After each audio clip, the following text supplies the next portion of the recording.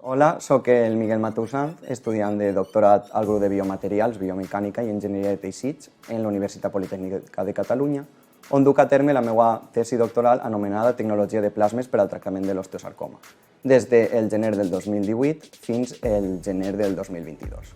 L'objectiu d'aquesta tesi és avaluar l'aplicabilitat dels líquids tractats amb plasmes atmosfèrics de baixa temperatura per al tractament de l'osteosarcoma, que és el tipus de càncer d'os més comú i presenta un difícil tractament.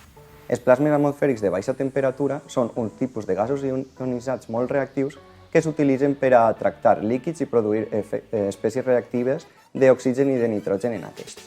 Aquests líquids tan tractats s'ha observat que indueixen efectes anticancerígens sense afectar els teixits sans envoltants, ja que les cèl·lules cancerígenes són més sensibles a l'estrès oxidatiu produït per aquests líquids.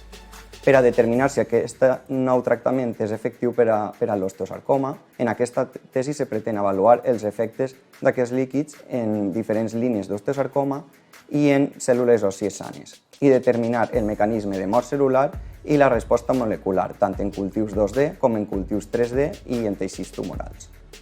Entre els principals resultats publicats, cal destacar que aquests líquids indueixen efectes citotòxics en diferents línies d'osteosarcoma sense induir efectes adversos en les línies òssies sanes. I s'ha determinat les concentracions d'espècies reactives òptimes per a induir aquest efecte selectiu.